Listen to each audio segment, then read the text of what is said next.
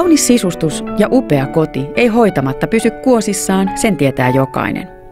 Kaikkia pintoja ei voi suojata, eikä kaikkia tekstiilejä voi viedä pesulaan, kuten ruokapöydän tuoleja.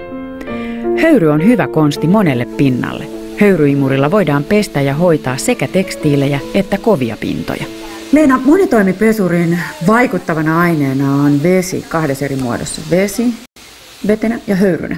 Kerro mulle, miten se toimii, mitä sillä voidaan tehdä. Joo, eli tämmöinen siivouslaite, johon on yhdistetty vesi, jossa voidaan käyttää pesuainetta mukana, mutta ei ole välttämätön, koska laitteessa on myös mukana höyry.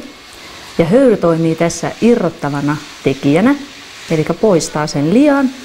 Vesi toimii huuhteluna ja imu, joka nostaa sen lian sieltä kohteesta ylöspäin. Mille pinnoille se sitten käy?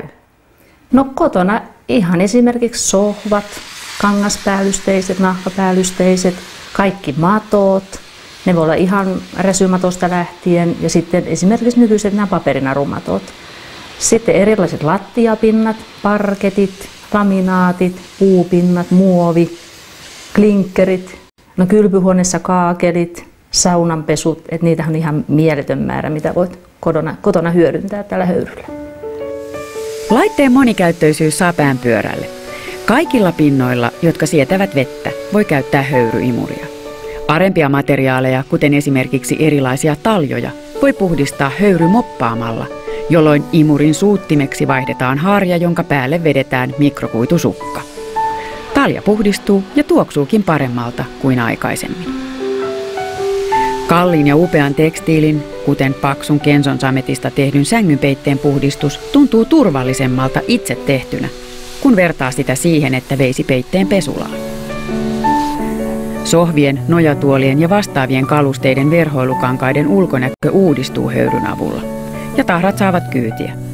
Topattujen ruokapöydän tuolien pinnasta lähtivät monenlaiset tahrat, eikä pesuaineita tarvita kuin kaikkein vaikeimmissa tahroissa, mikä on ekologista. Aina kun käytät höyryä, niin pesuainetta ei tarvitse, mutta siinä vedessä, jos haluat, niin voi käyttää tietenkin pesuainetta. Mihin se perustuu, se että se höyry irrottaa sen lian? No höyry on ensinnäkin kuumaa ja sitten se on hienojakoisempaa kuin vesi. Ja sitten tietysti laitteesta tulee paineella, mutta ei liian kovalla, ettei tietysti rikota pintoja. Ja sitten koska tämä on yhdistetty imuun, niin se imetään se lika pois sieltä kohteesta, eikä vaan hierota sinne likaa kiinni. Voiko sitten käydä jotainkin hupsusti, kun käyttää sitä? Onko jotain sellaisia pintoja, mitkä ei kerta kaikkiaan siedä sitä, tai voiko käydä vahinkoja? No vahinkoja voi aina sattua, mutta tietysti kun käyttää ihan tervettä maalaisjärkeä, niin käyttää sitä höyryä yleensä semmoisille pinnoille, mitkä kestää vettä. Että ei tulisi heti mieleen lähteä paperitapettia höyryttää, että sen nyt varmaan jokainen ymmärtää, mitä siinä tapahtuu. Niin, se lähtee varmaan irti se tapetti. Kyllä. Mutta voiko sitä käyttää siihen tarkoitukseen? No ilman muuta. Niin kuin remontista. Joo, totta kai. Et siinähän se on ihan näppäräkin. Imuri toimii kaikilla lattiapinnoilla ja tummentuneet laattasaumat puhdistuvat, samoin kuin saunan lauteet ja muut käsittelemättömät puupinnat. Inhottavan ihania ovat ne hetket, kun näkee kuinka paljon likaa mistäkin on irronnut. Mutta vaikka laite näyttääkin pölynimurilta, täytyy muistaa, että pesu on hitaampaa kuin imuroiminen, ja esimerkiksi petauspatjan pesuun saa kyllä menemään ihan reippaasti aikaa. Mutta puhdasta tulee.